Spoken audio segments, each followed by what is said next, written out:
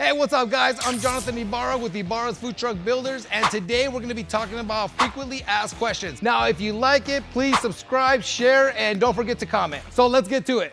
So one of the first questions is, how do I get started in the food truck business? Well, let me tell you what not to do that I see quite often. Don't start applying for all these licenses and filling out all these applications and submitting them and all these things that you have to pay for without having your actual food trailer first, because you're gonna need all the information of the food trailer to apply for most of these things. And you don't wanna get started on the process because then the time starts. So for example, if you go off and get your commissary, but you don't have the food trailer, you're gonna be paying monthly on the commissary. If you submit your application, you're gonna start getting calls from the fire department to go visit you and check your food trailer, but you don't even have your food trailer yet. The first thing you wanna do is go get your food trailer or your food truck before starting any paperwork. So the first thing you wanna do is go find a food truck builder. Then you wanna decide if you wanna go with a food trailer or a food truck. And then again, if you also wanna rent instead of buying, you can come see me and I can help you guys on the kitchen design. That's the first thing you wanna do. Either get a food truck or a food trailer, and then you can start the process. What is the difference between a food truck and a food trailer? Okay. So a food truck is a drivable unit. So you get in, it has an engine, and you drive the food truck.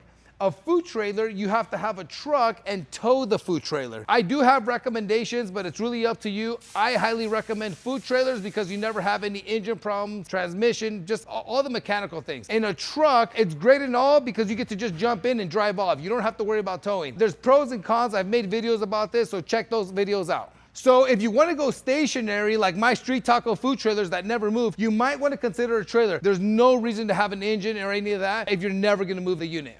What licenses and permits do I need to operate a food truck?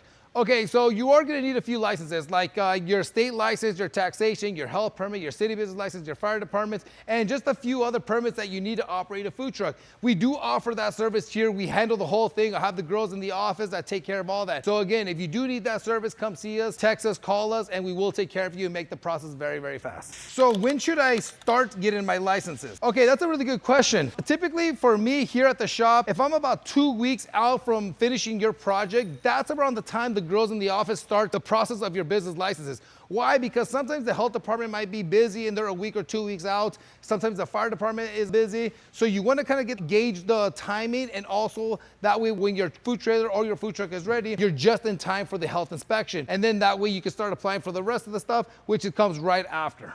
How long does it take to build a custom food truck or a food trailer? It's another good question. So my food trailers, I build them from the ground up. I build the chassis, I put the axles, tires, and framing. As you can see right over there, we built everything 100%. We're probably one of the only builders here that build it 100%. We have a dealer's license. We put our own VINs on there. We're licensed for it. It's like the only ones that are able to do that. So we build from the ground up. It does take us maybe around 2.5 to 3 weeks to build a food trailer, but do keep in mind, I do build 20 trailers at a time. So that's why there's a 3, 4, 5 month wait sometimes, because I have a long list. A truck is typically about the same thing. When trucks are brought to us, we have to remodify the entire thing and build your entire kitchen. Even though it is already built, we still frame the inside, which that's why it takes around the same time as building a trailer from the ground up. Okay, so the next question is, can I rent a food truck while mine's being built? Absolutely, yes. That's one of my biggest things. I get a lot of people who need to get started yesterday. So I sometimes do have food trailers that are available for rent. It happens all the time. Sometimes people move from out of state. They need to hurry up and get started. Some people have events, different reasons. So yes, absolutely. If you do need to rent a trailer, we do sometimes have them available right away, so we can get you started in less than a couple weeks.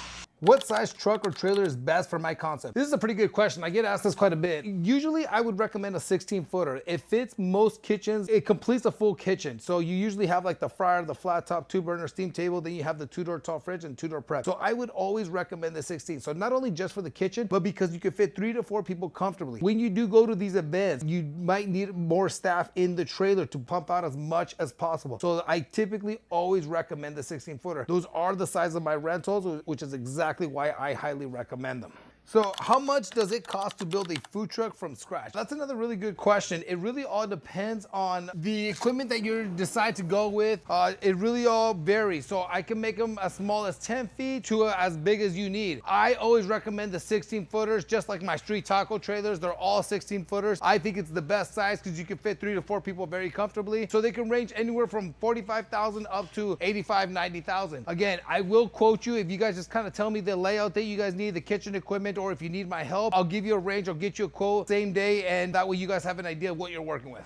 Can I rent a food trailer and then buy it if I want to? Yes, absolutely. So again, we are not a rent to own program, but we do rent them. And if you decide you want to buy that unit, you can buy it. Please keep in mind, it's not a rent to own. You rent it, the day you decide to buy it, I will quote you and then you can buy it outright. We also will terminate the lease agreement. You do not have to finish the lease agreement to purchase your trailer that you are renting. What type of equipment is included in a custom build? Well, it's a custom build. So basically whatever you need. Sometimes people don't know what kind of equipment they need, but if you could just tell me what you're gonna be cooking, I will help you out. So you don't have to worry about knowing what kind of kitchen equipment you need in your food trailer.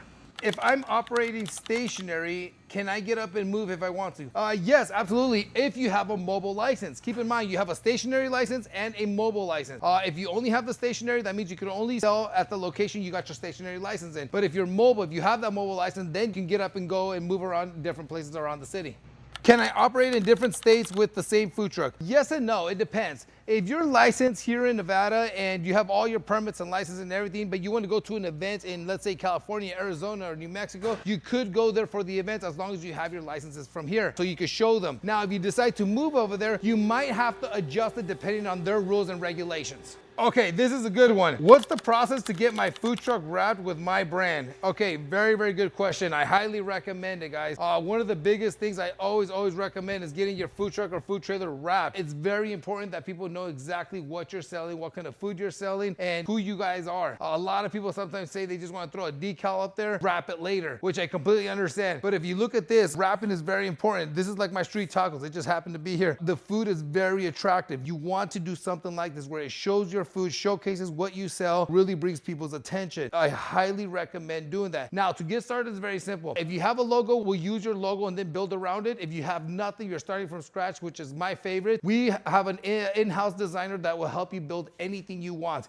You just give us the ideas, colors, or what design you might think you want, and we'll create the entire thing for you until you are satisfied. How do I maintain my food truck once it's built? This is a really good one. I wish a lot of people ask these questions. Some of the things you want to do is always check on everything, especially the most crucial things. So things like your LP, which is your propane gas lines. You always want to make sure you get that checked so that you never have any leaks. You know, sometimes when these things are mobile, things can be moving around. So we want to make sure there's no leaks. Another thing, just cleaning. Make sure you're always on top of cleaning your kitchen equipment. You're already working with food, so you should absolutely be clean. Your hoods, your filters, the floors, the kitchen equipment, inside, outside, the back of the kitchen equipment. It's really important that you take care of this stuff, especially like, for example, the back of the refrigerators. If it starts to get dirty, then this is how compressors start to burn out. You want to be careful with everything. You also can bring it into my shop and we'll do maintenance on it. For example, sometimes people have leaks on their roofs, cracks and things like that. We can caulk it, we can seal it, we can do anything that has to be done to make sure that your trailer lasts a long, long time.